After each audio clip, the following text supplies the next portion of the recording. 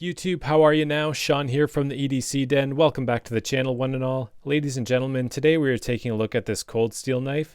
It is the Cold Steel Voyager XL, and the XL features the 5.5-inch blade, and this specific one is the drop point blade, as you can see.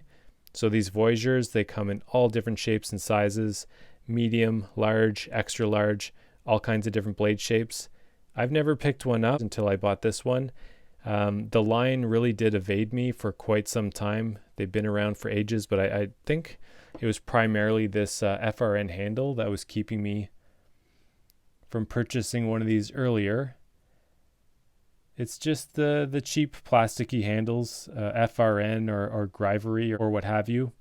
It's functional, you know, it's lightweight, it's apparently strong, and it's definitely grippy.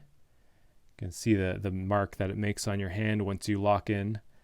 So it is a functional handle. It just doesn't look all that nice. It feels a little bit cheap, but that's one of the cost-saving measures that they go with for the Voyager line. That's not a knock on Cold Steel or anything. You know, Spyderco has their FRN, and so does Benchmade.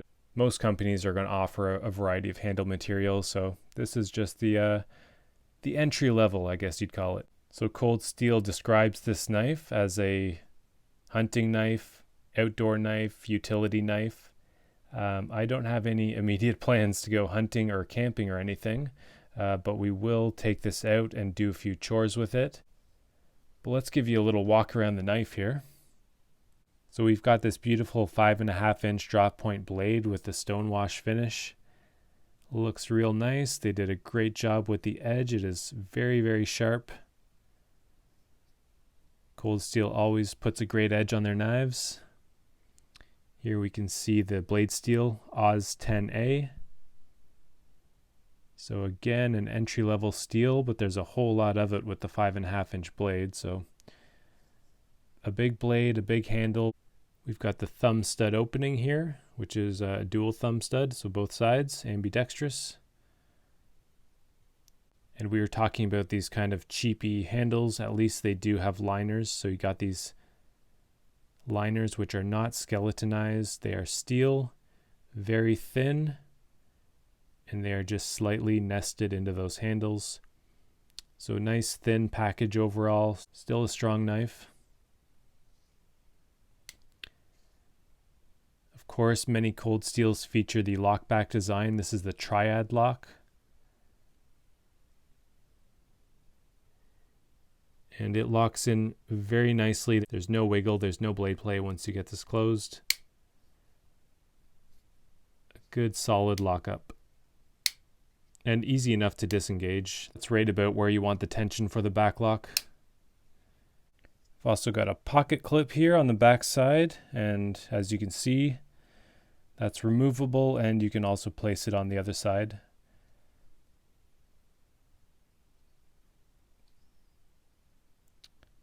So a two-way pocket clip with the big lanyard hole. It's hard to keep this big boy in frame. Let's take a look at the handle options here. So you can see that there's finger grooves. If we go to the back here, we're in kind of a hacking motion. Quick, quick, quick, quick. Very comfortable. Definitely feel locked in. You have a really nice reach with this option, and it lends to kind of the swinging hacking motion.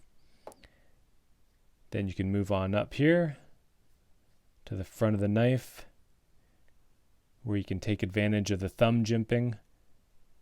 Really super locked in with this choil at the front. They do feature that nice big bellied blade for the hunters out there.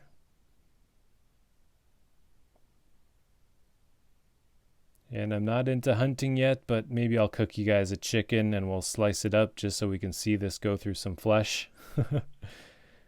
Without getting too creepy. I mean, we're not going to string up a ham like they would in a Cold Steel video and hack it up on a rope or whatever, but maybe a nice chicken dinner. We'll slice up a breast or something.